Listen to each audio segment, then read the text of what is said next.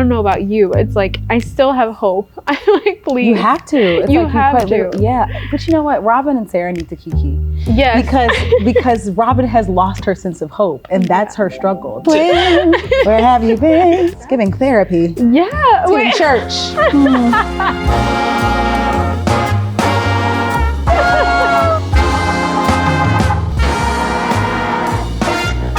We just met. We just met. We just met, but I saw this beautiful, beautiful actress in The Wiz. So I've already seen her. We go way back in my head. I've already seen you. I've done my little research on Two Strangers. I went down a deep dive. Oh, come on, deep dive. I just wanted to know all about you and all the things. I'm excited to get to know even more things about you. I mean, so far it seems like you've had such an amazing career. So I'm so excited. You too. You too. I'm ready to get into it. Me too. Yeah, I'm ready to get into it. Currently, I am doing Ragtime, and I'm, playing Sarah. It's been amazing and beautiful, and so cool to be a part of such an amazing show at this time. I mean, so many things are happening in the world, and I think right now, I mean, the fact that we both get to do live theater at this moment is just so cool. I mean, I'm sure you can relate. Yeah. Oh, I'm just thinking, as you're talking, I'm thinking about this clip I saw of you and Josh weeping. I was like, oh, Jesus. I know the show, so I knew it was going to be special, but it's like, it's different. Does it feel different? You know what I mean? Like, in a sense of like, it does. It feels extremely impactful right now. And I think even when we did it at City Center, it was just like beyond words. And at that time, because it was such a short run, I felt I had the capacity to go out and like talk to people as well after the shows. And just the amount of connection I felt I had with each person I talked to, it was just, it's honest, like I can't even put it into words. It was just so beautiful and amazing to talk to each person about the show and what it made them feel, and to see people cry and then me wanting to just cry with them. Like it was just such a beautiful moment. Even now it's just even more impactful, if that's even possible. It's amazing how like the times change, and then they're like, wow, this wasn't even happening last time we did it, and now it's even more like not relevant. It's always relevant, but you know what I mean? Yeah, like 100%. How do you feel about with your show? I feel really lucky to be doing a comedy because of everything that's happening. It's like my little like escape, even though like my character is dealing with some things that make life a little complicated. The show is really funny. And girl, I'm so happy to have 2 hours of just like belly laugh, like, you know what I mean? Like we are playing, like, I don't know. I think I need it in my life right now. I really, really need it. I think that's what's so beautiful about doing like comedy, is that you can just like laugh, just do what I feel like theater is for. You just get up there and you play. I think sometimes we forget that we're doing that every night. Yes. We're just essentially getting up there and just playing and just, living in each moment and just being able to breathe, and it's so beautiful. It's so fun.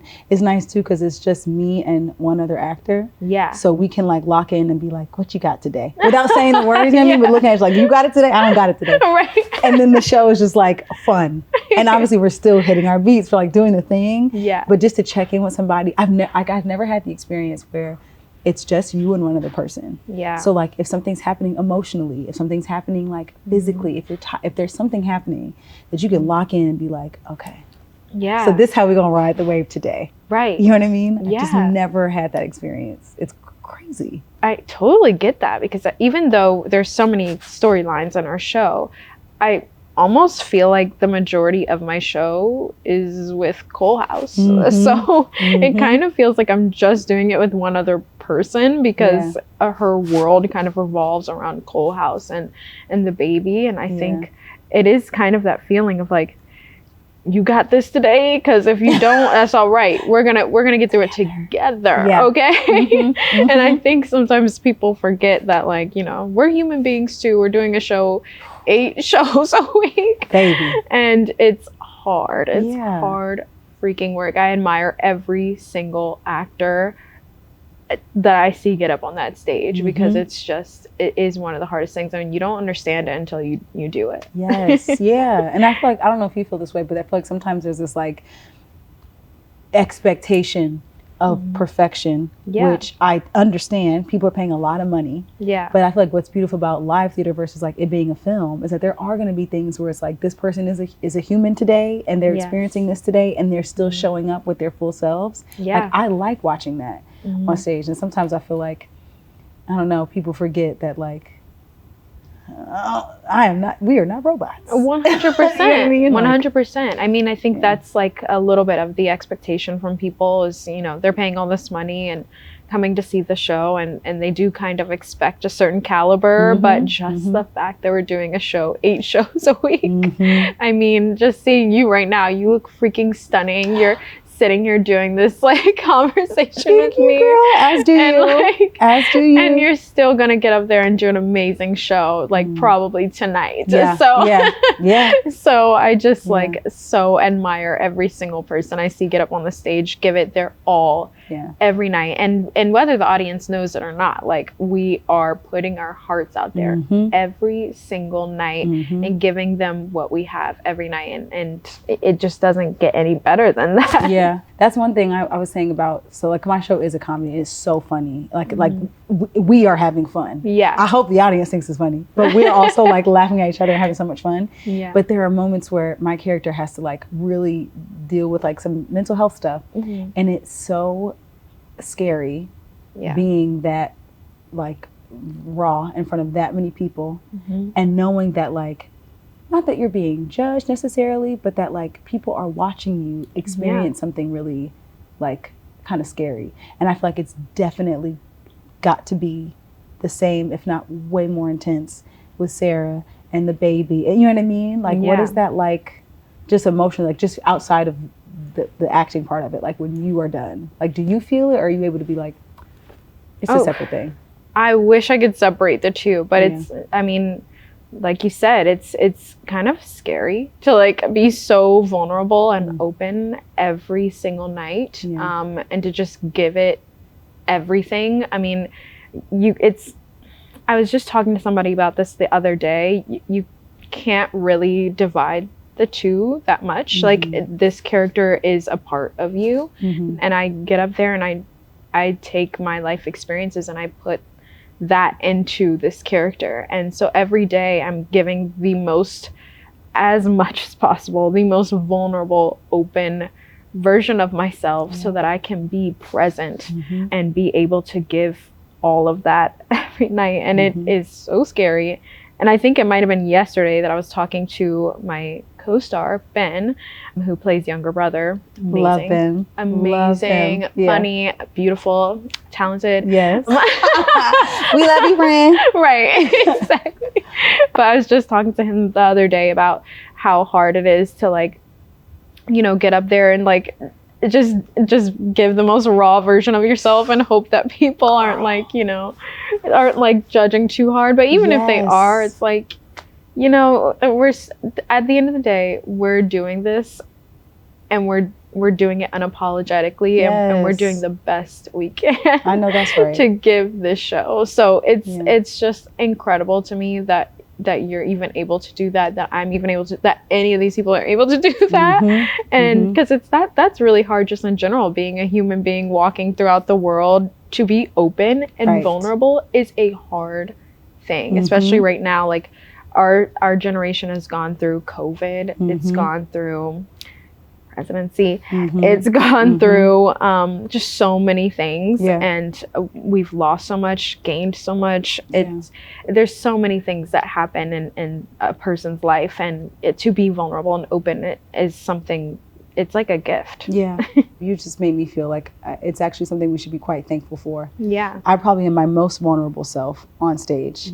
And then everything ends, and then just out of pure survival, pure protection of self, I'm very like either on, you know what I mean? And like there's like a guarded version that's just like very on and like very present, or a version that's just like, I don't know, just super protective, super like, and then on stage that doesn't exist.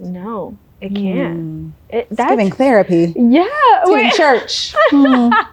It is. Wow. You just literally, when you were describing it, I was like, ooh, that might be the only place I'm that vulnerable. Yeah. No, you just put off a light bulb for me as well. I think that's so true. When I get on stage, it's the most vulnerable version of myself. Yes. Outside of that, I'm like, okay, bundle up, because we got things to go through. We got to keep moving. Okay. Life. Yeah. Life is life. On stage, woo, it all comes out. Yeah. One of the things that drew me to this character in particular is that she is just so normal. Like, she's so normal. She's experiencing some difficult moments in her life. Yeah. But there is, like, she will get through it. And even though she's battling some mental health issues, she goes to work every day. She hangs out with her friends. Like, she's, like, present for people in her life that she loves. And then there are people who love her that she is pulling away from because she's dealing with some shame. Like, just, like, normal things that we go through. Yeah. And it was my first time getting a character who is like my homegirl, like a Black girl in New York trying to make it day to day, like trying to figure out how I'm going to pay rent this month because she works at a coffee shop it's just so relatable. And I haven't seen that on stage for myself in a while. And so I felt really like drawn to like, wow, I get to just exist. And it's like safe. I don't feel like I'm being objectified in any way. It's just such a blessing. And that's what drew me to the character. And to the point where like I reference, there are little bits in the script about race, but they're in cultural jest. You know what I mean? It's us laughing at a circumstance where, for example, I take the character of Dougal to Flatbush and I show him around, and then he's been in Flatbush for 5 minutes, and then after he's like, "Hey, yo, what's up?" He like tries, and you're like, baby, you've been here for 30 seconds. Cool, like, what are you doing? And I get to like call him out, and then we move on. There's like a dealing with, just by being on stage, it is political, right? Just by me existing up there, because people have had things to say about Robin already that I'm like, is that what you got from it? You know what I mean? Just because of how I look on stage, which whatever. But I appreciate that what's there is like just a normal person trying to figure it out. Yeah. And I don't know if I had seen that before, so it means a lot for me to be able to do that and play a character that I feel to be quite universal and like, regular. She's great. I don't mean to downplay her, but like she is quite literally regular and amazing. Yeah. Yeah. Wow. I mean, that's like pretty powerful though, to be able to say you can just exist on stage. Girl. That's like extremely powerful. Isn't it? And the fact that it is powerful is like wild. Yeah. I mean, but it is like, it really, really is. And I know there's a moment at the end of the act 2 for my character where she finally like understands something about herself. And it's the big, what would be like an I Want song. And she's like, yes, like she just got it all. And then she goes to the cheapest Chinese restaurant on the block and just gets some cheap Chinese. Like, it's just, you know what I mean? Like her big moment. She's like, hey, I'm gonna spend $25.99 instead of the $5 today. Like, I'm gonna treat myself. Like, and I just, yeah. I love it so much. That. I love it so much. I can't wait to see your show. The way you're describing it, the things that I've heard about, I'm like, this seems like something I need to go see immediately. Friend, I think you'll love it. But you know what was so beautiful, talk about like this season in particular, like this time in particular, is that we have this moment where it's like these two people, they're very regular, it's very modern, they're dealing with the very sort of normal things. And then you have a Ragtime. I'm so happy they're existing at the same time, because we are exploring somebody. I haven't even seen the show yet, but it is one of my favorites. And like with the clips I've seen, it's like y'all are exploring the depths of something that is like on the opposite side of the spectrum. That is so intense and again, this is just me. I can't imagine playing it. This is just me seeing it. Yeah. But like the fact that all people, of course, but particularly Black women right now have the opportunity to come see a show where they can see someone deal with pain that no one should even have to imagine. And you can see someone come deal with the pain of, how am I going to pay my bills?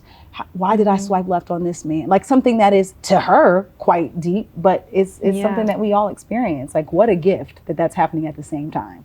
Yeah. I mean, I think that is what's really beautiful about theater is you can go to one theater and see someone, you know, just existing, moving throughout the world, going through the ups and downs of life. And then you can go to another theater and just see baby, tears on the ground, heart on the stage. Heart on the stage. Can I have it back? Literally in the ground. Yeah.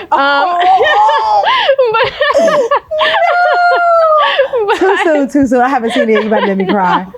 I know. Oh, God. But it's like, I feel like for Sarah, it's like she's trying to exist. And I think that is the kind of representation I've been wanting to put out there is just someone, not just someone, but a Black woman just trying to exist in the world, trying to find joy, trying to find happiness, trying to get her dream and have a dream for her baby and her family. And it almost feels impossible because she's just it's like every corner she turns, it's like it's almost like something just knocks her down once again. And I think that is what is one of the hardest things. I mean, if I might be completely transparent about being a Black woman in today's world and that time as well, early 1900s, it was just like you're trying to get this dream, but something that just keeps knocking it down. And I think what is so beautiful about her is that she leads with her heart. She has her heart on her sleeve, and she does everything and feels everything times 1,000. And she doesn't do anything halfway. But I think that's what makes it so devastating when she doesn't get those dreams and those hopes. And somehow even beyond the grave, she's still hopeful and still coming back to see her cool house. It's just so beautiful. And I think, you know, whoever comes to the theater and sees that person will see themselves in her because of that. She has so much joy and so much hope and so much love inside of her to give.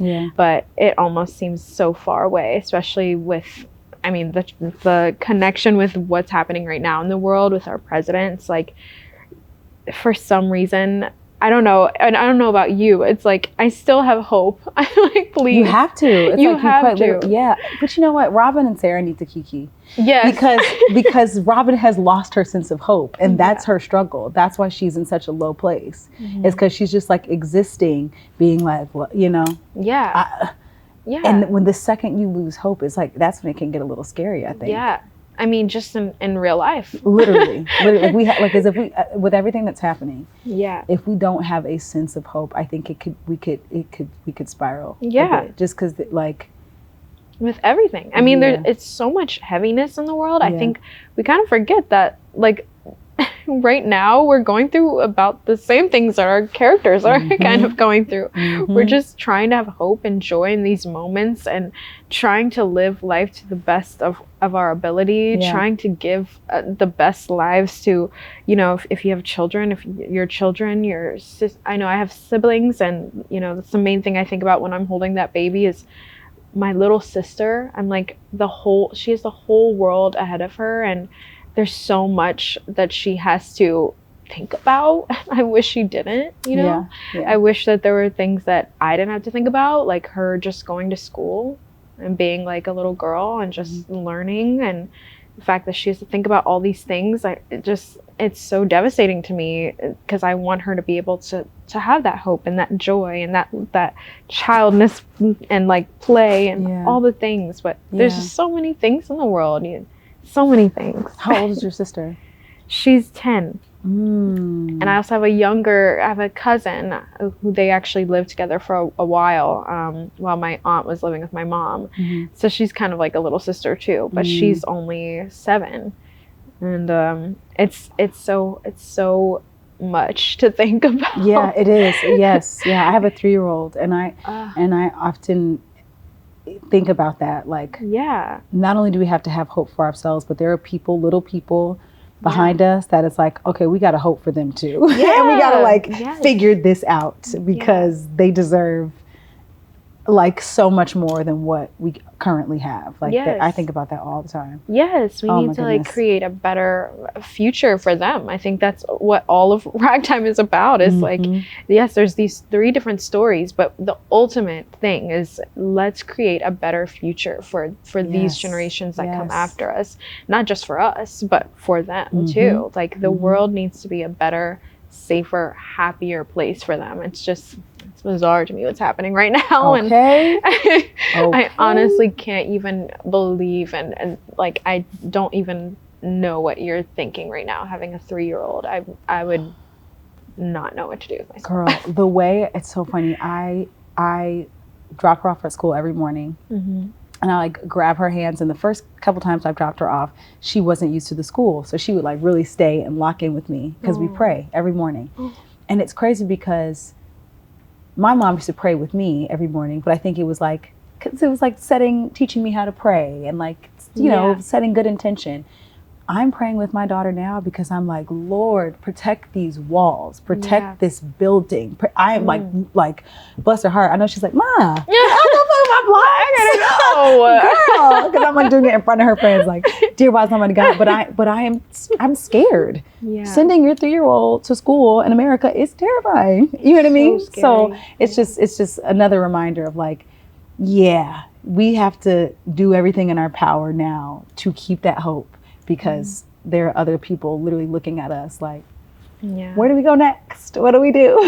You know? Which is also fierce because you're playing a mom. You're not playing a mom. But I'm not a mom. Okay, work. Being a mom with an 8-show-a-week schedule is one of the hardest things I've ever had to do, because by the time I get home, she's asleep.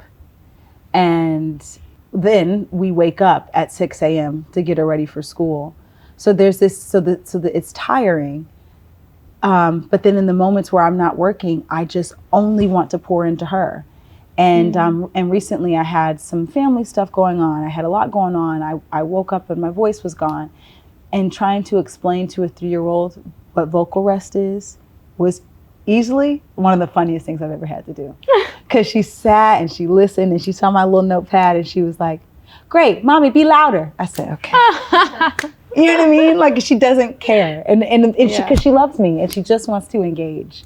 So it's like really hard. And every day I'm learning like, okay, I can't do this anymore. I can't go out after the shows like that. And that's okay, you know? So it's hard, but it's like worth it. She's seen the show. She puts on my wigs and she sings songs from the show.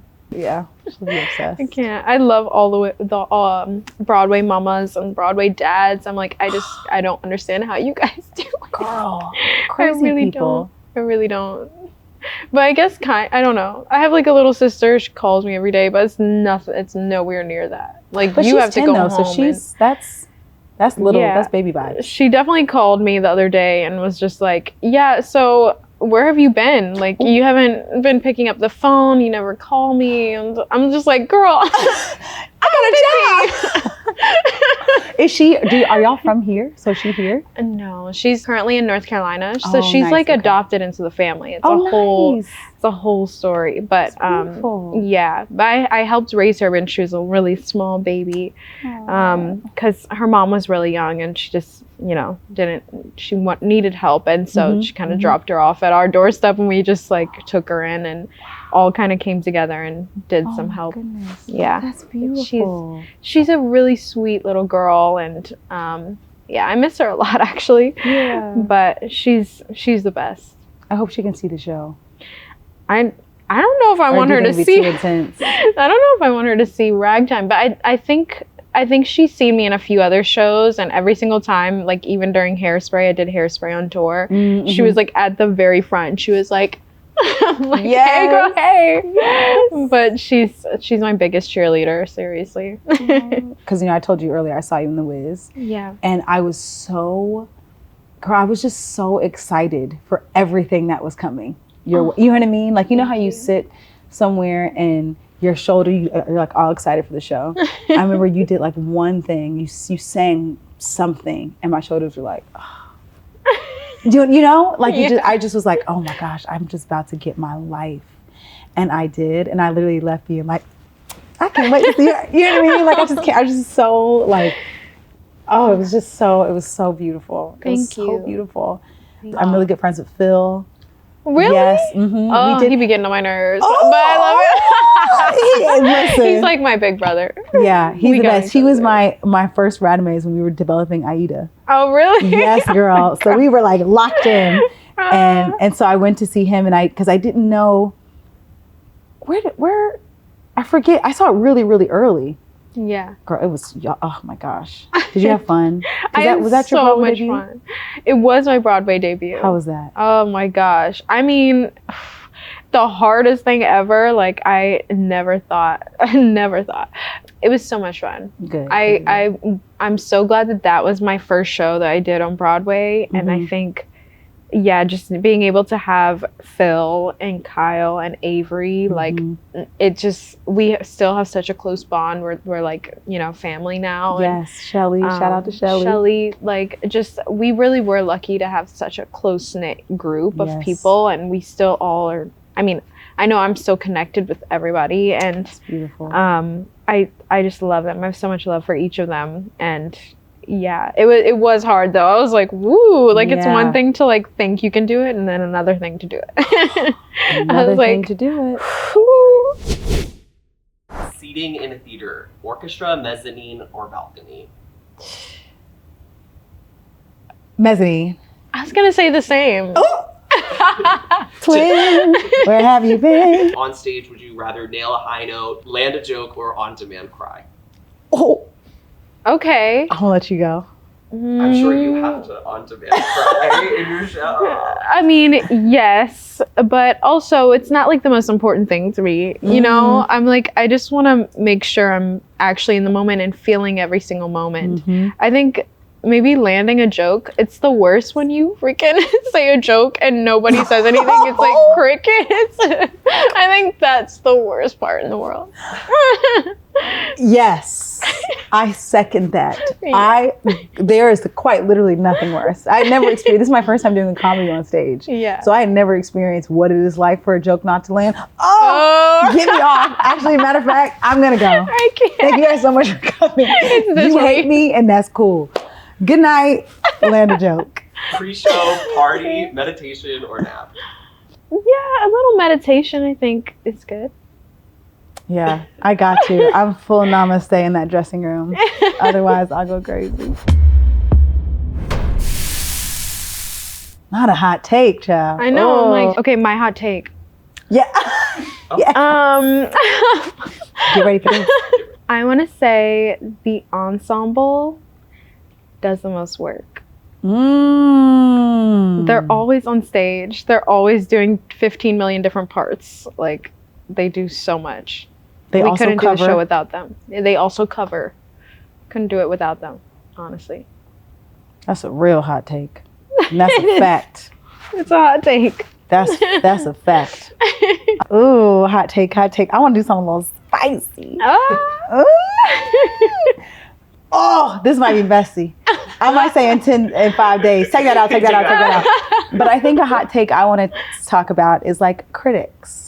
And how I think that critics are sure a necessary evil, but I think for the people who are on stage to like, the hot take is like, act like that doesn't exist. You know what I mean? Sorry, y'all. I want everybody to have a job, get your coins, get your things. But I do think that there is like a world where sometimes things are so positive and that's great. And then sometimes things are really negative. And when you take the two and put them in the same like bucket, you're good. And that bucket is that like, thank you, but nothing that you say is going to determine me going out there and being my authentic version of this person that I've created. And that we have all, us on stage, behind stage, the house, that we're all working really hard on this thing. Yeah. And we love this thing. And thank you.